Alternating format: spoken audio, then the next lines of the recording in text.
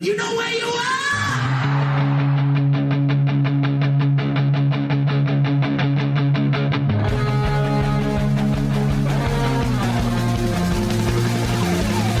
This is Appetite for Distortion.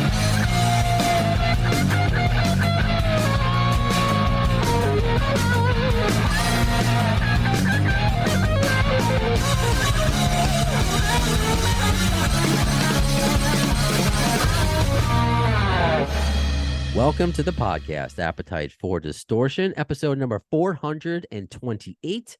My name is Brando. Welcome to the podcast again, Mr. Big Chris Flores. How are you, sir? I'm good, Brando. Good to see you again, man. It's been a while. It has been a while. I think actually, I shouldn't say I think. I did bring it up because I don't remember what episode I'm doing. We spoke a couple years ago, episode 267. Wow. 200 episodes ago almost. Wow. I spoke to your son more recently, I guess, because he was on with Noah. With Noah Weiland. Yeah, man. They're doing some good stuff, man. Their videos coming out really good. Noah's doing some really good writing. Had him in here, did a few songs with him. So got some like pop punk thing going on. He's coming up, man. He's gonna be hitting the scene hard. Great kids. I can't wait to see. It's so funny because I'm only 40, I guess. I know I don't know. You're 40. Let's just say you're 41. I know. I know you. Okay, and I'm 53. I know. I was trying to be nice. I don't care, man. But they're younger, and I guess I have the older brother thing with them. And I think I told them that, and I just can't wait to see what they grow up to become. With my son being 21 years old, that whole era, I've watched him grow up, and just all the music that's going through his stereo. And I'm just like, wow, how do they do that? And I'm just staring. So I've learned a lot of production style from these younger producers, man. He's on my son, and no, they're always telling me, hey, that's good. Yeah, you should listen to something like this, So I learn a lot from the kids. I will say this, and shout out to Sage. He gave me sage advice on YouTube with creating those shorts, those 60-second videos. Yeah. Night and day what that has done for my pages and my attention. Yeah. And it's man. Wow. So anyway, this is going to be a big episode with Big Chris. If you want to go back and learn about his story, his journey, I highly recommend going back to episode 267. But here we're going to talk about two specific projects that you worked on. Yeah. Coming up later. I mean, if you read it in the bio, I'm sure by the time I'm putting this out, I've already announced it on social media. Because last time you gave us a clip of an unreleased song with Chester Bennington and Slash. 1 minute of the song Crazy. Correct. And we learned, and you told us that I think Chester was tied to Linkin Park at the time, so they didn't want him on Slash's album at that time. Yeah, a lot of stuff went down. Mm-hmm. And then that would eventually become Dr. Alibi with Lemmy. So completely different. You were going through, I don't even know how you found it. You were going through your files and you're like, you forgot about it, right? Yeah. It was, we did it in 2013. Slash, we had just got done scoring a movie, and Slash says, yeah, you want to go on and start doing the album? And I was like, of course.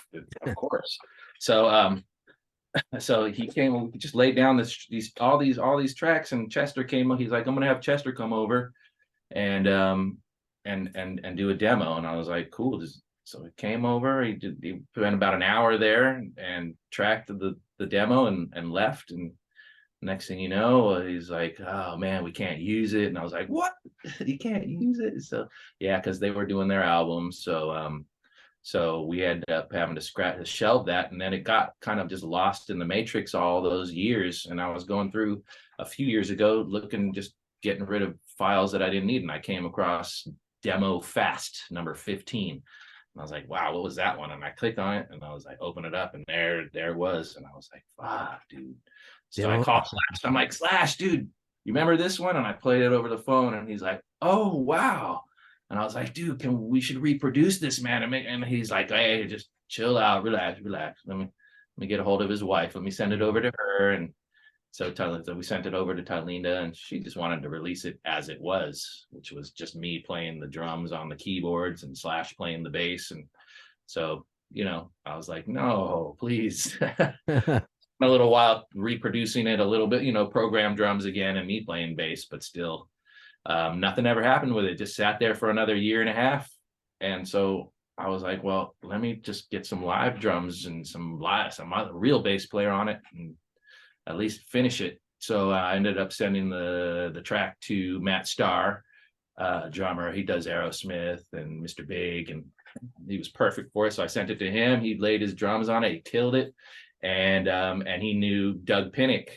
So he sent Doug the track, and Doug Pinnick King's X. from King's X, correct?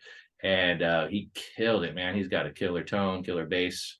So it just came together, and now I've been sitting on it for another year and a half.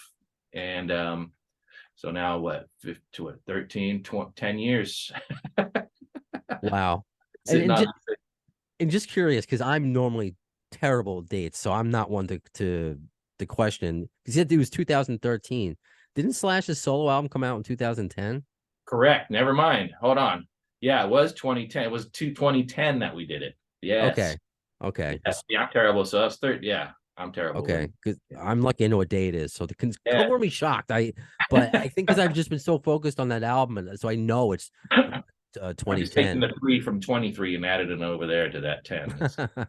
Gotcha. So we are going to debut, and this is going to be the only place you can hear it, is on this podcast.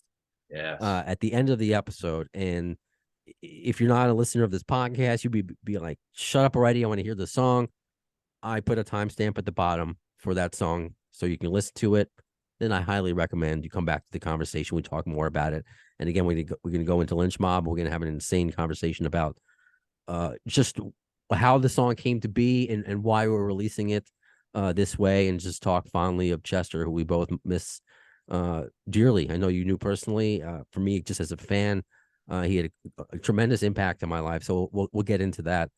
And also just because I'm a very active person on social media. I always say the conversation continues in between the broadcasts. Right. So I'd be remiss if I didn't mention it.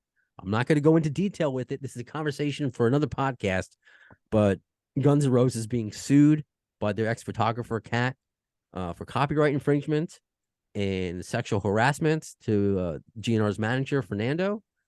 It's going to, I guess, go to court. We'll see what happens. Wow. I'm just going to leave it to the courts. I don't want to go into any opinion or speculation right now. This is not the time, but I just want to acknowledge I'm aware of it. I'm aware of it. So we'll save that for a future conversation. Anywho, let's go. Because what was great is when you reached out to me, because even though it's been a few years since you've been on the podcast, you're one of those guests that I enjoy having to have some sort of relationship after, even though it's like primarily Instagram. We see each other. You inbox me saying you love seeing my kid. You talk about your grandson. I love that. So we've had some sort of conversations in between. So it's been nice. And they're pretty much the same age, aren't they? How old is your son? Harrison Rex, baby Brownstone, will be 7 months. I think next week, in like a week and a half. So he's like 6.5 months, basically. Yeah, mine's 9 months. Grayson Everett. It's a big name to live up to. Those are two solid names, Grayson Everett and Harrison Rex. Whoa, they're gonna be in a band together. Oh man, tell me about it. That's destiny. And perhaps we'll get an appearance from Baby Brownstone later on in the. Oh, you're gonna get an appearance from Baby Brown. I'm gonna get Everett. It's great though. I was making the video, or I should say, the person who makes my video intro and my graphics, everything that just looks so friggin' awesome and inspired, is I Was Life, my friend G from Scotland, who's just a listener of the podcast. And someone else I've become friendly with over the years, over the interwebs. Yeah. You got to get a guitar. Okay. So I can take over. Don't worry. This is great. Big Chris gets guitars delivered to him. Badass in his rehab studios. Okay. You just got to hand the guitar off the air. That's so awesome. Yes, dude. What kind of guitar is that? It's a sawtooth guitar. They're American made, and obviously it looks like a Les Paul. Yeah. but it's definitely got its own tone, and it's fucking great, man. Tried all these guitars. They got some really cool guitars, but I tried this one, and for the sound that I needed for this one song that I'm doing, this was the one. So they just set it up for me and sent it on down. Yes, badass. I love that. Not expensive guitars either. Sawtooth, they're definitely solid. They stay in tune. They sound great, and that was it for that little promo. But I love I that. love that organic thing. That just happened. That was awesome. That's what this podcast is, man. I love that. And just that you were handed off the air, like a total TV moment. I fucking love that so much. So awesome. The graphics for the podcast, the intro video, and the poster for Crazy made by my buddy Iowa's Life. And so I just make sure I want to give him acknowledgement as well in case if I forget. So just because we're all excited. So I was making a video that you're gonna watch at the end of this with that poster, and there's an audio wave, whatever, and it's playing loudly. And Baby Brownstone Harrison is just staring at me, smiling with his two bottom teeth. He's like, I love it because the top ones are growing in a little bit now, but those two bottom teeth are the best. Yeah, and then they try to show you their teeth every time they laugh and open up their mouth. They say, "Oh man, I love kids. Love kids, man." It's I feel like I'm the last person on the planet to have a kid, so this is such a new experience, and I love that I'm able to incorporate it into this kind of stuff and having people kind of grow up with me and grow up with him, putting him in GNR onesies. Anyway, I digress. We'll talk about plenty of GNR. We got GNR onesies. I got to get him. His hair is in a natural mohawk, so I can give him the Misfits hair. I got to get him like a Danzig or a Misfits onesie to make the outfit complete. Yeah, my grandson, he's my little Einstein, because if the wind blows just right, his hair just all of it comes up and it just sticks right up like static electricity. Oh, I love it. And here's my my terrible segue. Speaking of hair, George Lynch has some great hair. I actually asked him when I had him on the podcast a while ago. I tried to get him on again. I don't know. I think he just got lost into the ether of my email. All over the place. He's all over doing. I mean, especially right now with the album and his tours and no worries. Guest features and all that. He's just no worries. I mean, he was super nice and he didn't have a ton of GNR stories. So I'm like, okay, if I get him, great. If not, next time, whatever. But I remember specifically because. I mean, maybe because I'm looking at you, I have hair envy still, although I've adapted the ball look. I wish I 4 inches. What's that? I just chopped like 4 inches off the other day. I haven't cut my hair in literally 2 years. It just didn't grow anymore. So I was just like, fuck it, I don't need to cut it. And then, that's funny. So I just wanted to, because he didn't give it out any names. I wasn't looking for any names. It's something that I look at as I age, as we all age, these aging rock stars, and some of them try to look like they're still 20 and hold on to certain things, whatever makes you happy. Mm-hmm. But, if you need to wear a wig, whatever you need to do, fine. But George is such a luxurious head of hair. Anyway, that's my terrible segue into talking about Lynch Mob. Let's talk about his hair a little more. Yeah. How did you, I guess, first connect with George? Because what's really cool, let's play this first before we go into the full Lynch Mob conversation. Gotcha. With the new album is came out in August, I believe, right? Yes, it did. Babylon, right? Babylon, it's the first one, and this is a song you're giving us that is only available on the Japan release, correct? It is, yeah.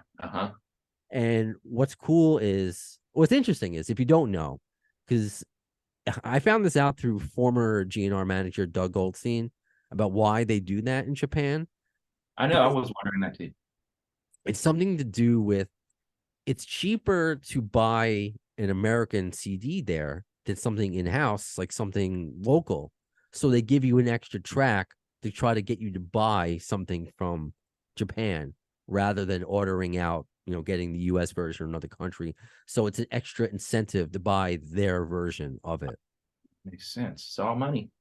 Yeah. And that's why it came up with the live era, the double CD live era for Guns N' Roses. It had Coma, I believe, on only the Japanese version, but not like on the version that I have, the American version, and why? I guess that's why.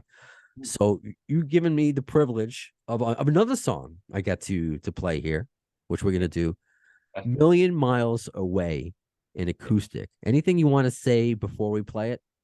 This is just my favorite song. It's it's the most modern song, the most modern style production on the album, and probably for any Lynch Mob or any George Lynch type of song, because it's once again going back to my son's era of music, when basically the stuff that my son listens to, if you even look at an instrument, you're doing the song wrong.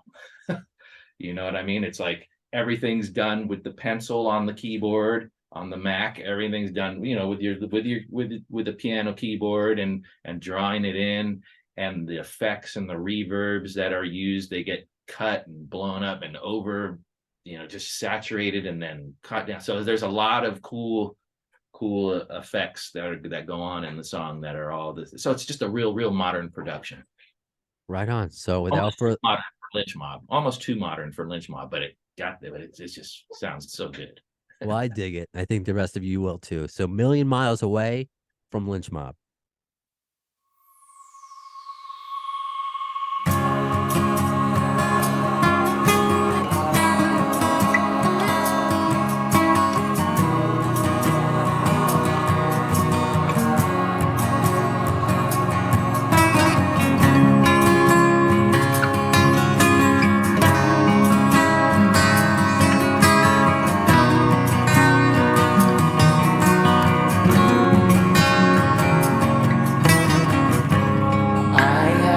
Much better days, now they've gone too far away, locked away.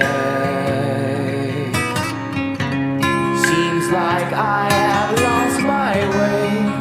Will I lose my mind today? Does it matter? What if I say I'm lying? What if I say I'm crying? All the same, it's all the same. I'm a falling down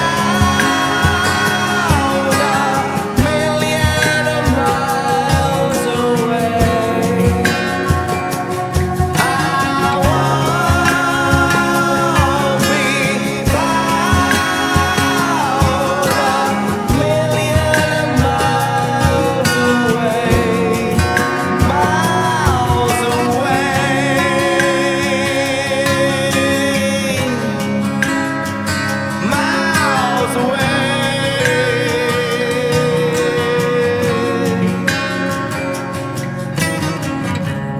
if I reach for you tonight, will you guide me to the light?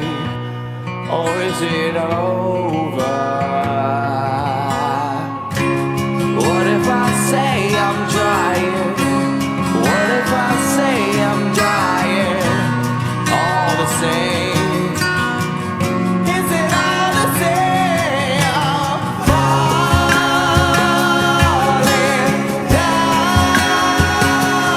down a million miles away.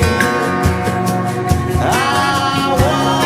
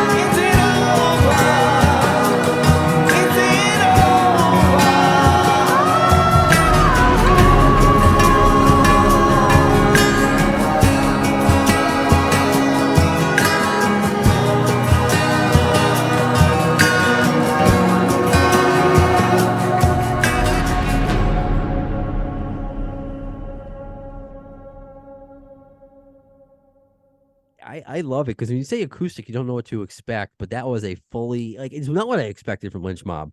I actually kind of like it more so. You know, when you were explaining how your son approaches music and someone like you who's been in the industry for a while, who's worked with so many different artists like Rihanna and obviously Slash, and how does that make you feel? Do you feel because we saw you just get a guitar off air, you know, does that make you feel like the progress is being made, or you're kind of being, I Well, don't know, are we everything's being phased out the old school, or is it just like evolution? How do you look at it? well, I feel like modern rock is hardly, it's not even close to like a lot of stuff I'm listening to is not I'm like, that's rock. Mm, You know, it's like it's very electronic, it's very programmed. Even guitars are cut up and so, you know, and then the rock back from Lynch Mob, everybody's in the room together, everybody's jamming, making mistakes together, playing parts. So it's just a whole other style of a whole other, it's just you don't get that anymore. Like most of the stuff these days, for instance, A Million Miles Away in particular, it's George was here tracking on my guitar here for 20 minutes. 20 minutes. I was like, here, play 16 bars of that. Okay, play 16 bars of that, play 16 bars of that. And then I had the 16 bar, about 8 tracks of 16 bars of George playing stuff, and then I think go get lunch, and he left the studio and I just arranged the parts into a verse, chorus, bridge, all these little sections. And then just made the song out of that and kind of let him come in and just do a lead sections over that and then just kind of stack everything and puzzle it together. So it's just a whole other complete way of producing music. And it's a pretty taxing on the producer because these days, when you have the band in the studio, you give everything at one point to the producer and the producer's there kind of helping them produce the album. mm-hmm. Today it's all post-production, most like the drummer will send you his drums, bass player sends you his bass parts, line them up. You got to line up everything into the session, and then you got to figure out, put endings on the songs, and everything's just all discombobulated. So it takes a lot. It's a pretty taxing on the producer, so the styles it's just completely different. It really begs the kind of an existential question to what is music and what you prefer, because a lot of us, I guess I say us, of just the rock fan, maybe the older rock fan likes that, like what Slash did for his last album, go in there jamming out, flaws and all, let's go.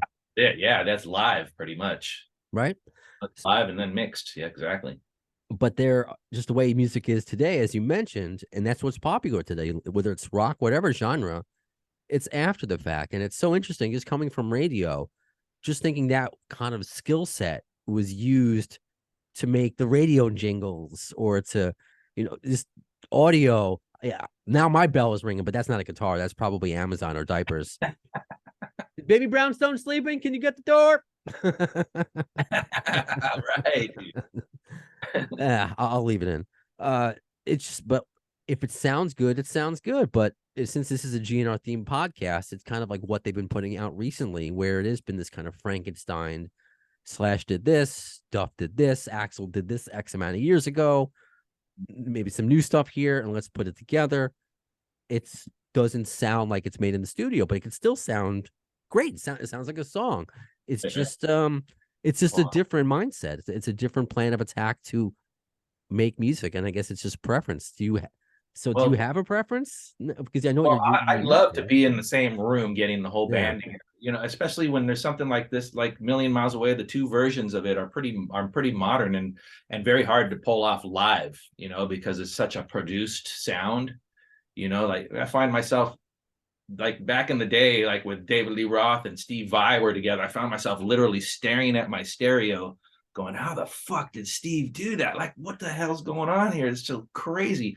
And now I do the same thing, but I'm like, what is that reverse effect? What is that reverb that they're using? How did they just do that drop? You know what I mean? And it's a whole new world, man. I mean, I do most of my productions on a laptop. It's back in the day, man, you needed to spend you needed 50 grand, 100 grand for the studio to get your album recorded. And that's what, George Lynch Mob, that's what they've been used to for so long. But George doesn't get big budgets for his albums, so he cuts a lot of corners and sends it to, tries to get it done as, least expensive as possible. So it kind of gets taxing on the producer because he's got to make ends connect. Yeah, it's on the producer. Here's my idea, and I'm like, okay, cool. So let me fix these notes. Let me put an ending on the song. Let me fix the drum fills. Let me replace the drums because the drums are recorded in his bedroom. Let me, it's just like you can't. There's so much shit that needs to be done to get an old school rock band that recorded in their own environments to sound like it was recorded in a studio. It is taxing. The unsung hero, the producer, and just on a lower level, I get that as a radio producer, where you might deal with a certain host. They want something to sound a certain way, or hey, can you add this and do this? You're like, no, you can't do it. It doesn't sound right, or you can't physically do that with audio, or certain things that there's a disconnect. But at the same time, like what you mentioned, I have my own ways, and this whole podcast venture has been very new to me, coming from FM radio. So there are things I take from old school radio, but I'll look at the kids coming up now and be like, wow, that's actually a really good idea on how to do that. And I'm learning. So I think you have the right perspective to look at both ends. And I think whatever the situation calls for, that's what you do. At the end of the day, though, no one knows how it was recorded. They just say, oh, this sucks. What a shitty producer. Or this is amazing. What a great fucking producer. You know what I mean? But no one knows it. I mean, like, from what we started out with to how it ended up on the album, 400 hours later, I was like all Christmas, all Thanksgiving, my family's doing shit, all planning, going places. I'm like, this shit's got to be turned in, But at the end of the day, when you've got this and then you end up with that, regardless of how the end result is, it was a million miles away from what I started out with. And I'm real happy with the way it came out, Oh, absolutely. Getting great reviews. And I love, thank you for sharing the song, because when I heard the album, I obviously didn't hear that one. So this is, okay. So thank you, Big Chris, for two songs for this. Thank you. Just because I don't always put music into the podcast, because sometimes you never know what you can use. But I like to think if the producer is telling me I can use it, it's quite all right. Feel free to say whatever you want or don't want to say. I recently had on Don Dokken, the great Don Dokken, and it's so funny. He's so honest, and just there's no beating around the bush. And I asked him the question, kind of comparing, obviously, GNR to Dokken and the lineup changes, and and him owning the name and how he deals with that. And he kind of just went off. He's like, with George, I just needed a guitar player at the time, and like we never got along from the first day. There was an interview he did with Chuck Shute where he said he probably would have been famous earlier if they hired Warren DeMartini instead of George. Like crazy. I'm like, Jesus, wow, way to really go up and in. So I'm just curious of the experience of working with George Lynch. I did watch that Dokken interview. And I gotta say, I agree with a lot of stuff he said. I mean, okay. When I did produce George's instrumental album, Guitars at the End of the World. That's how I met him. I met George because I worked on one song for this band in New Jersey, and Terry Illouz, the singer from XYZ, he introduced me to George. And so we did that one song, and George said, hey, can you want to do this instrumental album? And so I spent a few months working on that album with George. And George is a really nice guy, man. He's funny, he's kind of witty, funny. His wife was really nice, and we got along really good. And and he'd say, I'd come up with really cool ideas for him every now and then, because he doesn't really know what he's doing when he starts down to write. I mean, if he's got his little chalkboard, and he's like, what I would do for both albums is pretty much the same. He'd send me a bunch of songs that he really liked, and I'd just go through them, and I'd be like, okay, so I'd program some drum beats here in my studio, just so we had something to start working from when I went over to his studio. And then sometimes it would just be off the cuff, and then he would just start jamming, and I'd play the drums while he's jamming, and we just kind of come up with little parts. But and it went quick. He doesn't really put too much thought into what he's doing. He just does it, and hey, it sounded good. Hey, did you record that? Thank God, because I'm not going to do that one again. And it went well. We got along really good. As we got back, let me just say, as we got to the end of the Lynch Mob album, was when I saw the Dokken thing, and I was like, yeah, this guy, George is a interesting person. He's got a selective memory. Okay. Yeah. Let me leave it at that, because I really ain't got nothing more to say about George. Okay. Fair enough.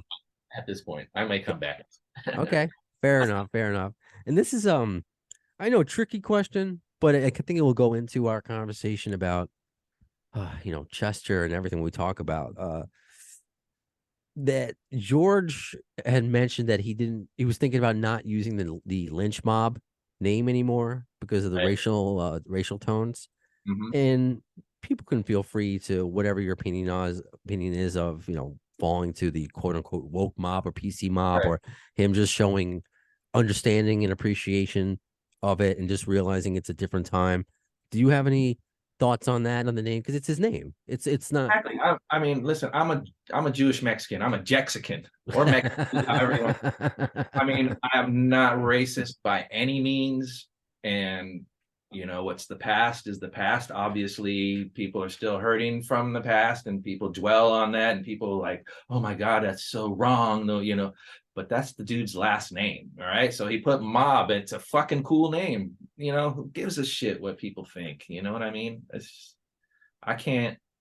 I have a hard time not commenting on certain posts when people start talking about that shit. I'm just like, ugh. There's two things that bug me that really in life, and that's people going too far into the history and bringing it back when we know we're in a different time and religion.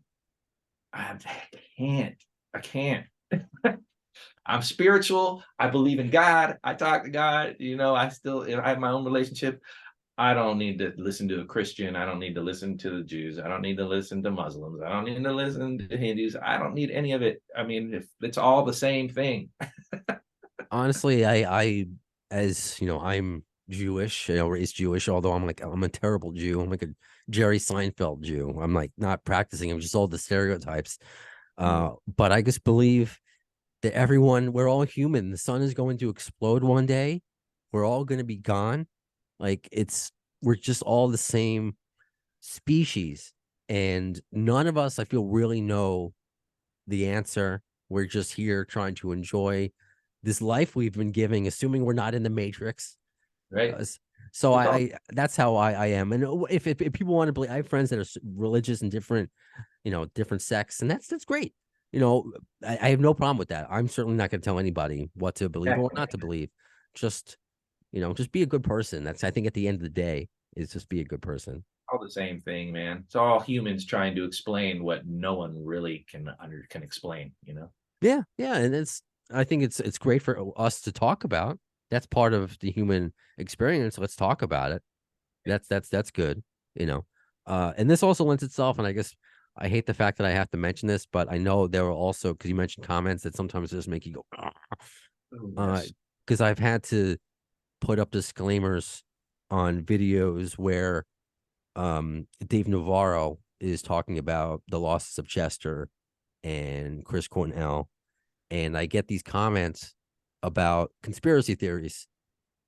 Look, I know I have, and I'm going to on this briefly. because I don't want to call attention to it, but I just get too many comments on it to know that it's gonna be out there. If I see any comments about the conspiracy theory, I'm going to delete them. Not because I'm part of the conspiracy, but this is not the time or the place. We are here to celebrate the life of Chester Bennington with this song release. That's we wanted out there to hear his voice, to hear his lyrics again was kind of healing to me. Because here's the connection why I feel like maybe I take it too personally. I don't know. I think I've spoken to you about I mean, I saw the rumors. It crossed my mind, you know what I mean? But I don't know enough to even go either way. You know what I mean? Well, here's the thing. Let's just say you want to go into it, and let's just say, for argument's sake, it had legs. You know, again, time and place, and as someone, okay, here's the comparison. As somebody whose own dad, like as Chester and Chris Cornell have children, right? My dad had children. My dad committed suicide the same way as Chris and Chester 10 years ago. It's been 10 years. To show you where your life can go in 10 years, where not only was he lost his life from depression 10 years ago, I was suicidal. Now I'm married with a kid. Couldn't be happier. Hey, so many things can happen in 10 years. Like it's crazy. So that's what I want to focus on. And I remember once it was maybe a month after my dad died, whatever. And my dad was a dentist, not a public figure, not gonna have articles written about him. None of that. It was like on some review thing for his dental practice on just Google, whatever. I don't know why I was just Googling stuff about my dad, and I saw somebody comment, how can I leave a review for a dead guy? And perhaps if that was like in a South Park episode or a Simpsons episode and there was a joke, I have a weird sense of humor, so I can appreciate the weird senses of humor. But that obviously triggered me. It really made me angry. So I've seen his children, like, it upsets them. Why they lost their dad in a horrific way. Whatever way you want to believe that happened, good for you. But their children are still alive. There are people still suffering from that loss and will continue to suffer from that loss for the rest of their lives. So the comments, all you're doing is just fueling that the mourning process. If you have any information, go to the police, go to the government. If you think you're so smart, do that. So anyway, I feel like I forgive me. I hate that I needed to say this. oh, yes, that was I guess I hate, but I know I'm going to get those comments, and I'm going to delete them. So I'm doing this as I'm doing this in advance instead of me just randomly deleting them. People wondering where their comments went, or me putting up my own comments. Let me say it within the conversation, so you know why. So maybe I'm taking it too personally because I lost my dad the same way. Maybe I am. So fuck me. Just don't do it. I'm going to delete him. Anywho, anything else you want to get out about Lynch Mob before we make the complete transition to the Chester / convo? Oh no, just to, the whole album process was great. It was great working with everybody. Jaron Gelino, the bass player, he has really bionic ears, and he was crucial to my QC. Because after a day of mixing and doing stuff, and my ears were just shot. He's like, there's a pop at 1 minute 2 seconds. There's another little clip at 1 minute and 36 seconds, and he would go through by the time I had all these songs almost like ready to master, I literally had to go back into the songs a good 5 or 6 times because the dude just kept hearing things, and I was like, really, dude? And I was like, tell me the exact time. Right. Go back, and I'm like, sure enough, there's a little clip right there, and I was like, damn, dude. So he was crucial in the QC, and it was just a pleasure working with Gabe Cologne. He's got some heavy shoes to fill. Everybody's talking about Oni and Mason, but Gabe's got his own sound, and he's a great singer. He's good for the band. I think this is the last Lynch Mob, right? He's not going to do it anymore? Could Well, be. you never. Maybe. Oh, Depends yeah, on how. Who knows? like the last Kiss tour. Yeah, exactly. I'm sure. We'll see. They'll do something. They're not going to win away. It may not be the final tour, but they're going to do stuff. That. I mean, as long as Lynch's got his, got people buying tickets to go see Lynch Mob, it ain't their last show. Yeah, I totally agree with that. Uh, just super cool, and congrats on that record. I know you were excited about it, and it just sounds great. It really sounds great. And oddly enough, my favorite is the acoustic song that you're on. Thank you. I hope the old school fans like it, because it's not produced, it's not recorded the same way, not produced the same way. It's this different singer. He's not trying to fill anybody's shoes. He's just his own sound. And everybody's gonna find a comparison and try to bring it back to the old school, but it is what it is. It's the evolution of the band, Sure. and sound. Sure, absolutely. So let's make the full transition to the Chester slash song Crazy. Now we spoke about it at length because you worked also with Fergie, correct? Yeah, it's funny because for that whole Slash, we had probably been scoring that movie it's called This Is Not a Movie with Edward Furlong, and Oh. and I think you can see clips. I don't know what happened with the movie, but I feel like I've seen it on Tubi. you might have, Yeah. But anyway, so we worked on that one for about almost a year, and then we'll transitioned into his solo album. And he was just he brought Fergie over to my house. He brought Chester. He brought Avenged Sevenfold. Was the M Shadows. Shadow, so I had just all these people coming over my house. Like at one point, Slash would come over and we'd be in the session, and my wife would come home from work and she'd walk into the house. She'd be like, "Who the fuck is smoking in my house?" "Oh, hey, Slash." And he'd be like, "Oh,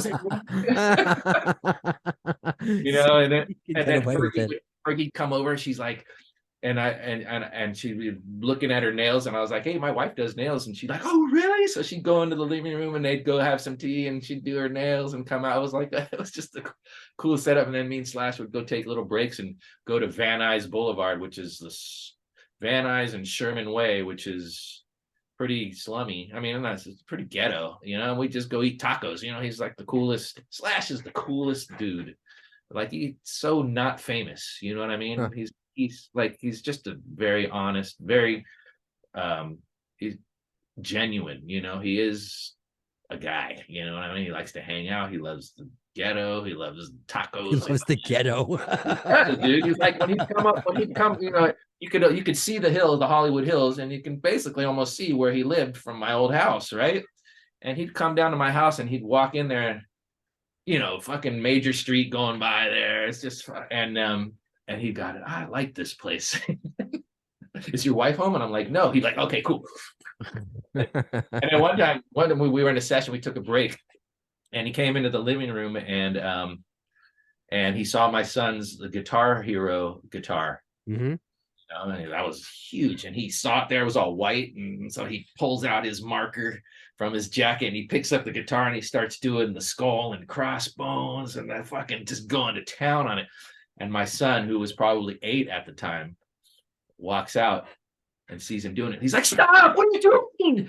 That's brand new." So he puts his pen back in, puts the guitar back down.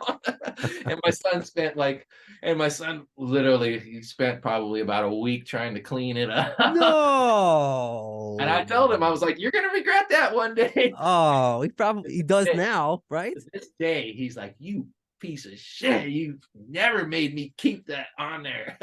Oh, wow, that's too funny. That's fucking Man, those are funny interactions with your family, and yeah. I love those stories. Oh, that's brilliant. So yeah, when you offered to give me this song Crazy, it just kind of came out of left field, and it just reminds me of just everything that I loved about Chester. I love his voice. I loved his voice. Raw. The whole song is raw. You know what I mean? It's like, what's crazy is that I feel like this is the song Guns N' Roses fans want. I didn't produce it. You know what I mean? I just want it. It's a demo. I really just wanted to keep it the demo as possible, have it sound as good as possible, but keep it the demo that it was. Okay. And so I guess, so how would it? because they never completed it. So I guess how did you complete it? Because you went in there. Why you Okay. gotta, even the technical terms of, because I don't want to say, hey, this is an official new song, and Slash Yeah. gave permission to share this, but like Yeah. how I was how a would you very categorize it? Yeah, when I called Slash, told him I was doing the interview, and I think every interview and at least 10 or 15 comments a month. Hey, what's up with that video, with that song? Hey, you guys are gonna release that song? I'm like, dude, I can't. I don't know. It's not my song. It's not. So just last minute when when I found out we were gonna do this Lynch Mob thing, I said, Slash, all these people always asking me every interview it comes up, and I was like, do you mind if I play the song? And he's like, I don't know, I don't care, I don't care. And I texted him a couple of the day before yesterday, and just to make sure, you sure everything's cool? We're not gonna, And he's like, sure, go ahead. So here we are, and so back in 2010, Chester came in to do the demo. He only did a verse, the chorus, and a couple other little ad lib things. And then when we found out he couldn't release it, it just got shelved. And that's when Lemmy came onto it, turned it into Dr. Alibi. But then it just sat there for a while. And then of course, terribly, Chester committed suicide. And that was, the end of that. And then fast forward another few years, and I found the song again, but it had the one verse and the chorus and some of his other little things. And so I had to take his first verse and create a harmony on it and put that on the second verse. So it's basically how I finished the song, everything else was there. But Slash on that song, I can picture him with the cigarette hanging out of his mouth, the smoke and everything, it's just, that's that type of song, and definitely old school GNR fans, I think are gonna dig it. Oh, I mean, totally. Before this podcast of me just being a fan, because Linkin Park became popular maybe my last year of high school, freshman year of college. I actually fortunate enough to have seen them. It was one of my, I don't know, it wasn't my first. It was like my first. I went to a lot of concerts my first couple years of college. It was them, Cypress Hill, and Edema at Nassau Coliseum. Cypress Hill, my God. Be Real, because comes out with a 5-foot bong on stage. Love that man. Love that man. But with Chester, I was, I guess go back down this route. I was depressed before I knew I was depressed. I sound like a South Park episode, but I really didn't understand. I thought I was just being emo or not getting the girl or whatever it is. But there was so much about Chester's lyrics that I identified with Breaking the Habit or Crawling, or a lot of these. It was just the first singer since like Axl. I felt like, whoa, you're really getting what I feel. And the rasp in his voice was like Axl's. So it was just like, this is I don't know, this is like an Axl for my generation. That's how I felt. So when he left us a year after Chris Cornell, and then, after my dad and Robin Williams, which was a year after my dad, I'm just like, man, the hits keep coming. I'm like, am I going to survive this? Of all these people who are supposed to give the rest of us hope. So I think that's important to say, because you deal with a lot of rock stars too. And I saw this comment on just some random troll on a random metal site commented, because Duff put out a new solo album. He's very active about talking about mental health and his anxiety issues and all that. And this one comment was like, boo hoo, I wish I can have his life, a millionaire traveling the world with his model wife. Yeah. You don't get it. You don't get it. And that's what upset me a lot. It upsets me. Why I didn't get with my dad at first, why he was even depressed.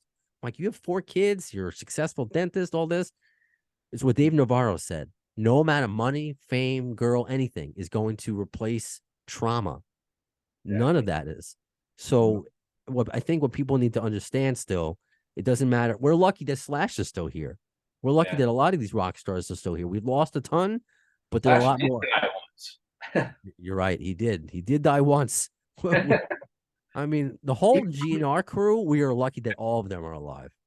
What I learned by watching, I'm the label, my studio used to be called Mood Swing Records. And then when I started working with Slash, all of these people, like started all these rockers, they either had been in rehab or needed to be in rehab, started coming here. So I changed my studio to the Rehab.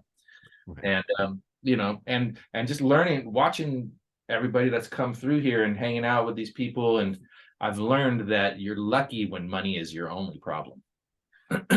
You are absolutely lucky if money is your only problem, because these people live with their own heads. It's not when they're here talking with people, when they're discussing, when they're hanging out with friends, when they're writing songs, when they're producing something. It's a whole other world than when they're driving in their car by themselves, or where they get home and they close the door and there they are by themselves. There's a lot more that goes on than fame and fortune. That's a certain time of day. You know what I mean? It's such a lazy take. It really is. The highs of being adored by millions, but you can get imposter syndrome, or when you go home and you're just hitting that low of us all the quiet. It takes a lot on the human body. And look, I understand these people aren't going to war, but there are wars going on inside our head.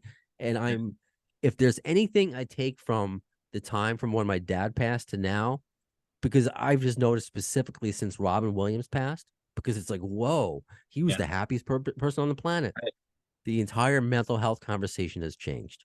You see Yep. commercials for it. You see apps for it. This stuff was not around when my dad was around.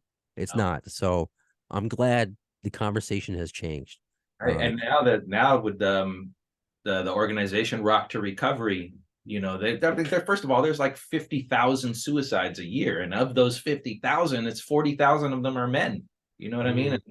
And but anyway, there's the Rock to Recovery is, it takes these people with drug addiction, maybe with spinal injuries, just maybe people with just depression, and it puts them in a room with other people, other musicians and non-musicians that have the same problem, and they write songs. They create a song together, and they take their experiences and they put them into the songs, and then they record the songs. That's what Rock to Recovery does. So and writing music, and music, it has creates the same endorphins in your head as the drugs did. You know what I mean? It's a little bit different, like a real cigarette and a vape cigarette. Okay, whatever. But you get used to it, and it helps, man. I agree. This podcast has helped me. It started out from depression, me trying to do something creative and not just be in my mind all the time and just do work, because I don't look at this as work. This is what I love. So this has helped me. I'm assuming, I think that's why Slash always tours. I think it's because it's replacing his addiction, right? Yeah, he can't sit at home. I do. Yeah, he can't stay at home. Once he's off tour with this, he starts tour with that. So I mean, to put that energy into something that was so negative and dangerous and scary to something so positive, and puts all this wonderful vibes and the people all over the world, is just, if Slash could do it, I think anybody can do it. If Slash can do it, anyone can do it. That dude was. I heard, Adler was telling me a story how Slash was at his house once, and they were doing a bunch of heroin and watching porn, and Adler was walking back into the house, and Slash was just in his shorts, leaning against the wall on the floor, stabbing himself, trying to find a vein. And he just picked him up, and he's like, when I picked him up, and we went into the living room, and we just finished watching the porn. It's like, guys, I mean, and then Slash, I mean, he died once, and his wife, his friends would bring him cigarettes with his leather jacket while he's in the hospital. Some friends. Exactly. I'm just saying, and now, I watched him smoke his last cigarette, and put it out. He never did drugs again. He never smoked again. He never drank again. He's still an alcoholic drug addict. He just doesn't do it anymore. You know what I mean? And he focuses on other things, and he's just, man, that guy's an inspiration at all levels. He really is. I really hope I get the chance to speak with him myself one of these days. But how is Chester as a person? He's somebody that I will never have a chance, unfortunately, to I speak didn't with. know Chester other more than the couple of hours we were together at my studio. He was very nice guy, obviously, but I didn't really go down that road or ask any questions. Anything as far as like his vocal approach? Anything interesting Just that the you way I can't believe he's still got a voice. I can't believe he had that voice, just screaming like that. Do it. It's just so natural the way it comes out. And it was a pleasure watching him do it. You know what I mean? And he didn't, I thought for sure he's going to lose his voice by the end of that first verse, but any warm-ups? Because I'm always reminded of the story that another producer, Eric Valentine, told about another song on that album with Chris Cornell, Promise.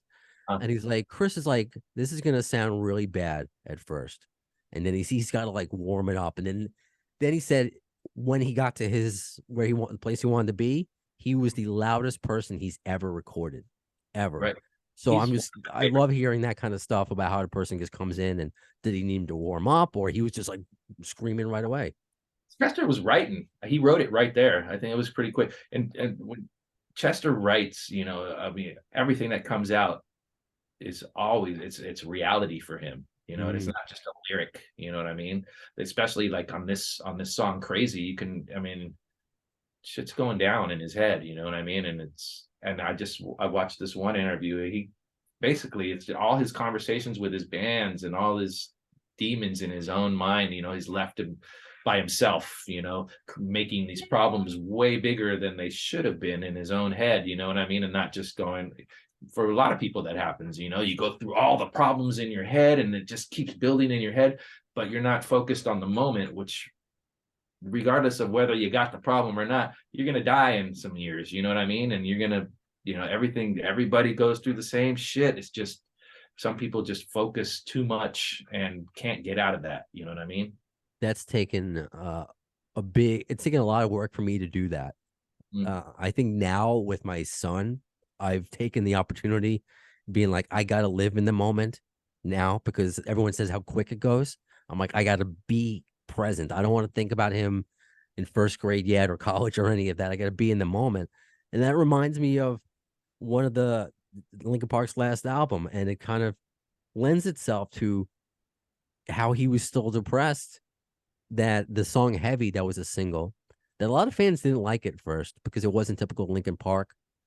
And I didn't at first either, but now I love this song because I gave it the proper listen. And man, just like he was speaking, like he cracked open my head, and he's like, why is everything so heavy? Why? It's just, I just felt everything he was saying, and his lyrics are like that. So to get this, I know you had to do some Frankensteining, but just to have this song out in the ether and to be able to listen to it and his voice and his lyrics again. So thank you so much for being able to share it on this podcast with us, because we miss him, man. Yeah. Yeah. So anything else, any other projects that you have in the works?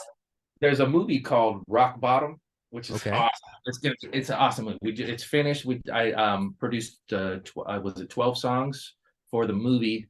It's like this 80s band. They go on tour, they get their big shot to open up for the biggest group in the world, and they're backstage, and the drummer and the bass player, one of those two, get into a fight just as the lead singer for the band that they're opening up for comes in to wish them good luck.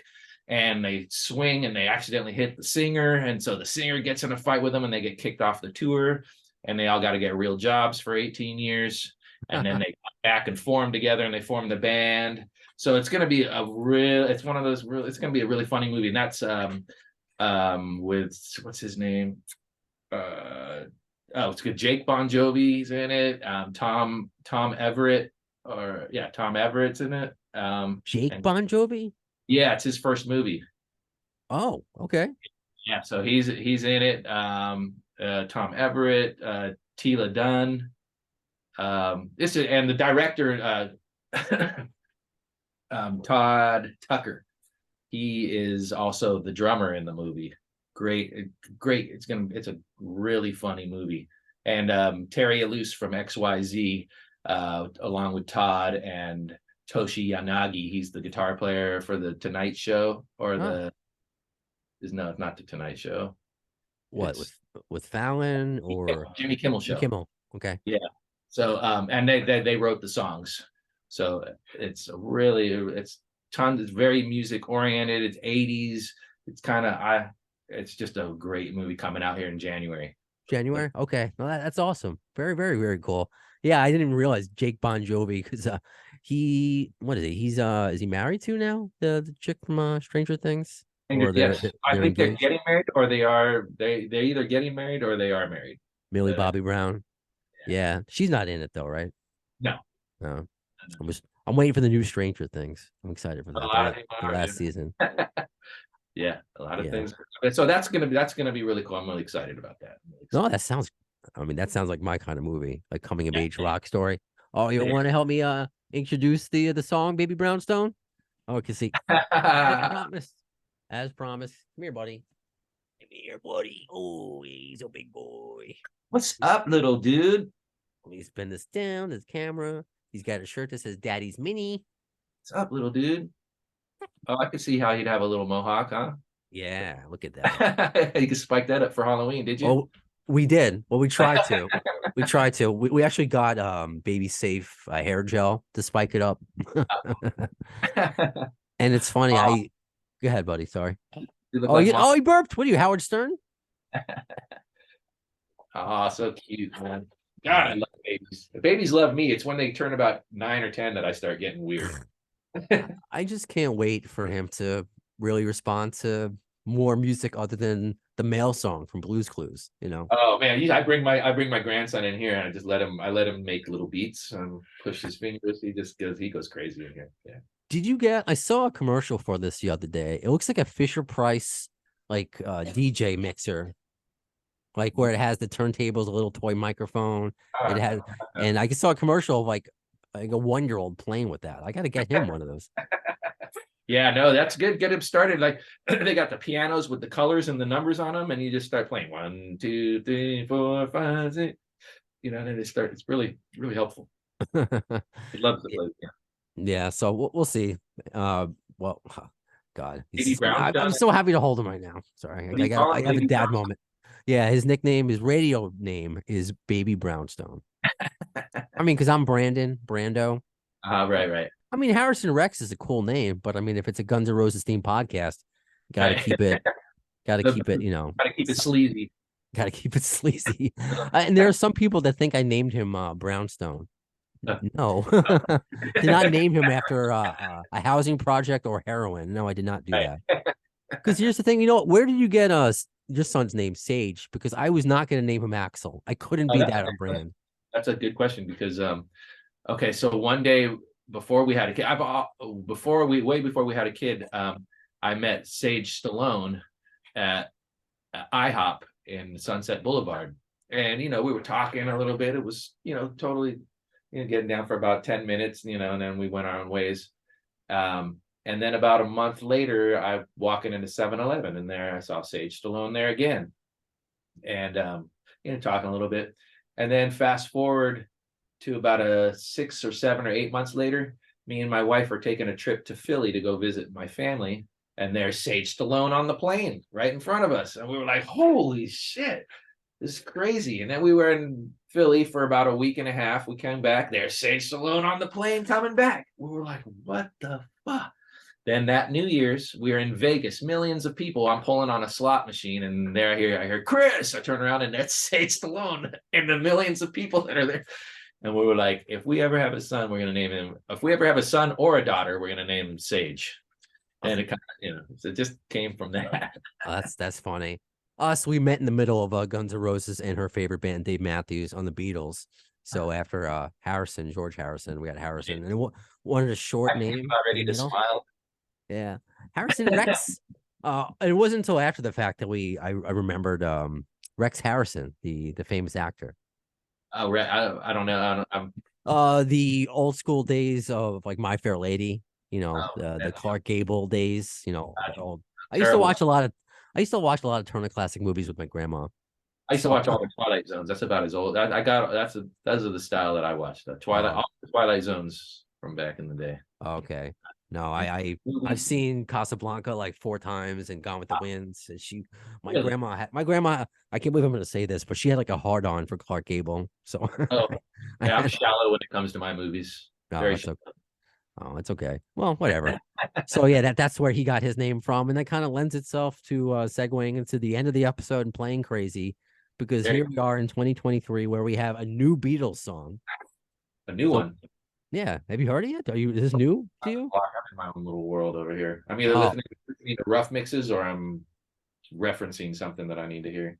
well, when you can, listen to the new Beatles song Now and Then, and it features all 4 members, and it was like an Wow. unfinished song from John, and of course some AI was used in some production thing, but it's all 4 of them, and it's really sweet. The video, you see the current version of Ringo and Paul playing alongside the older versions of Oh, that's cool. yeah, it's You know, it's sad, but it makes you feel good at the same time.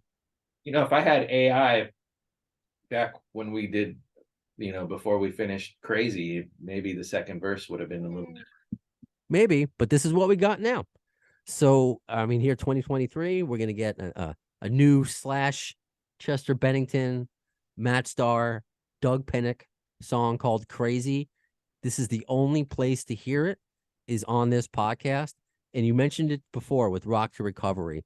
Now, I wanted to put this out. We wanted to put this out, not just for our own benefit. Hey, look what Chris is working on. Hey, this is Appetite for Distortion. Look, it's on this podcast. Want to do it right by Chester? Oh, I'm sick, and I think I got him sick, or vice versa. Oh. We're both coughing, so I'm glad I got through this episode without hacking up a lung. But we wanted to do this episode right, and do right by Chester, the song right. So we are partnering up with Rock to Recovery. Yeah, And please, like if you can, I mean, go check out Rock to Recovery. They're amazing. You just see, like I said, musicians, non-musicians, you can go there, you use music to recover, and when you come out on the other side, you're a better person, and a wiser person. And frankly, wisdom is a bitch to obtain. so I know this is something that Chester believed in, and so it's not like I make money off YouTube, which is not a lot. You make what I think like $1 for every 1,000 views. So whatever money we do make from this episode, I'll absolutely give a large portion of that to the charity. I mean, if it's something crazy amount, like we'll see. I would love to have it be I guess pun intended, crazy amount, and then give the full amount. But I don't really make much money off it. But that's whatever I can give, whatever you can give. Stream this episode, the song a bunch of times, so we can donate in Chester's name to Rock to Recovery. So Or just go to Rock to Recovery, check it out, and you can donate tax deductible. Yeah. That as well. Either way, just They got you. another show. They're putting on another big show in Hollywood Boulevard. I can't remember the name of the theater, but there's lots of stars there going to be doing some really good music. I think that's sometime in August. I think August 23rd. If you can check it out. August 23rd. Okay. I think Baby Brownstone has had enough. He wants to eat the microphone. Do you want to eat it? Everything goes in their mouths. He's finally having some solid foods, sweet potato and all Well, that fun solid foods means them diapers are going to get a lot bigger, and it ain't the baby shit no more. stuff. Yeah, we had an episode yesterday, didn't we? We had an episode Got an yesterday. explosion. One of these days, because I keep saying Yeah. he's gonna shit on me during an episode. Oh But man, it's gonna be great TV. one day my son he must have been about 3 years old, and I'm in the kitchen cleaning some dishes, and he brought this perfectly little round, I don't know, I thought it was a Cocoa Puff. And I was like rolling it in my finger. I was like, this is so interesting. I'm like, Oh what my is it? I said him, and his mom was just laughing at me, trying to figure out what I had in my hand. Oh, none of that. I feel like I need gloves with this guy half the time, but that's okay. Oh, and I used I tweeted this out. I ran out of towels for his wipe up his formula spit. So I had to use my 2002 Chinese Democracy bandana rather. Andy, Never thought I would use that to clean up baby regurgitation. you knew you got it for something back then. Just couldn't figure out. Exactly. Life is crazy. So with that said, gonna end the episode Look, this guy, he wants to end it. So we're gonna end the episode again with Chester Bennington and Slash. You just pushed the microphone away from me. Oh, you're gonna be a funny sidekick when He's you get next, older. man. He's the next DJ. Yeah. So enjoyed the song. I've enjoyed it. Enjoyed it several times. Enjoy it several times. Stream it, please. It's the only place to hear it. Is right here on the Appetite for Distortion. When will you see the next episode? Well, in the words of Axl Rose concerning Chinese democracy, I don't know if soon is the word, but you'll see it.